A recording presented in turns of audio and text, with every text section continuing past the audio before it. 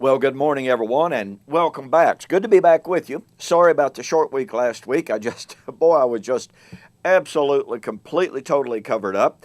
And I probably could have made a video, but I just didn't because of the workload. I hope you'll forgive that. Thank you so much again for joining me. My name is Don K. Preston. This is what I call my morning musings. We are currently involved in a study of the parables, or more specifically, the eschatology, the parables of Jesus.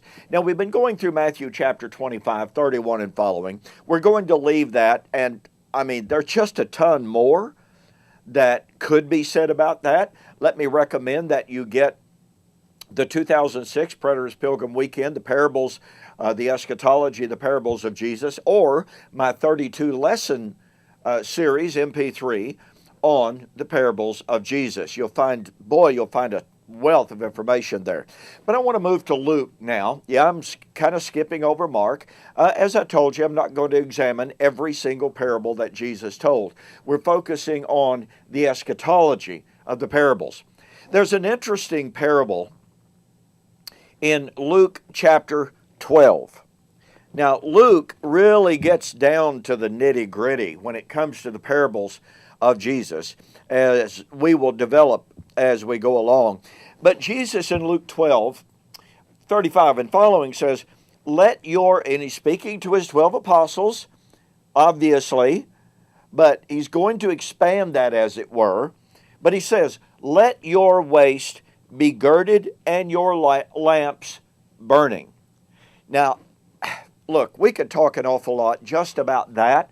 I just want to point out that in the mental picture, the mental imagery of the day and of the time, this language within itself indicated that whatever it was that was coming, that they were encouraged to gird up their waist and have their lamps burning, indicated that it was imminent. You see, they wore their clothing, and they didn't have slacks and shirts, as I know that you know.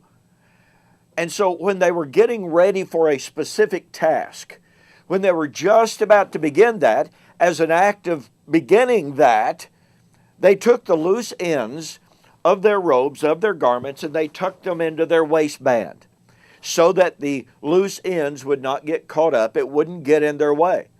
So having their waist girded up was an indication of whatever it was, didn't matter what it was, that event, that which they were beginning to do or that which was beginning to come, was something that was very, very imminent.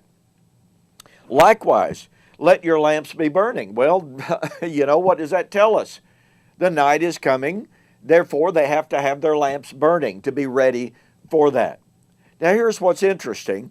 Jesus says, let your waist be girded and your lamps burning, you yourselves. Now, in the Greek, that's emphatic. He is speaking specifically to his apostles, certainly to absolutely that generation. You yourselves be like men who wait for their master when he will return from the wedding. Now, this takes us back to Matthew chapter 25, that when he comes and knocks, they may open to him immediately. Blessed are those servants whom the master, when he comes, will find watching. Assuredly, I say to you that he will gird himself, have them sit down to eat, and will come and serve them. And if he should come in the second watch or come in the third watch and find them, blessed are those servants. But know this, that if the master of the house had known what hour the thief would come, he would have watched and not allowed his house to be broken into. Therefore, you also be ready, for the Son of Man is coming at an hour when you do not expect. And Peter said to him, Lord, do you speak this parable to us only, or to everyone? And Jesus continues by showing, it wasn't just the 12, but it was certainly that generation. Now, folks, we absolutely cannot overlook the imminence of this.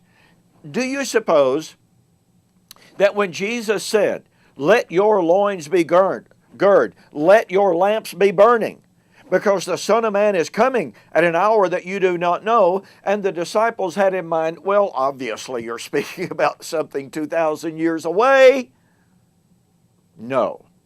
And notice 1 Peter chapter 1. In 1 Peter chapter 1, Peter said that the eternal inheritance, which was reserved for them, was ready to be revealed at the coming of the Lord. And then he said, let your loins be girt. A direct reflection and echo of Luke chapter 12, verse 35.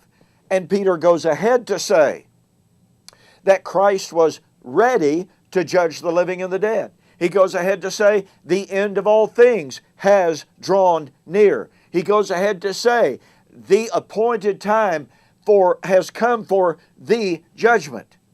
This imagery of letting your waist be girded and your lamps burning was a powerful statement of the imminence of the coming of the Lord in the first century. Again, get the Preterist Pilgrim Weekend 2006, Eschatology, the Parables of Jesus, or my 32-lesson series on the parables of Jesus. You're going to be amazed at the wealth of information. You're going to be amazed at how clearly the parables taught that the coming of the Lord was to occur in the first century. Hey, thanks so much for joining me for this morning's morning musings. By the way, when you order the material off my websites, mention that you saw the offer on YouTube or Facebook, and I'll refund your shipping, and that will save you $5. Thanks again. Lord willing, we'll see you on the flip side.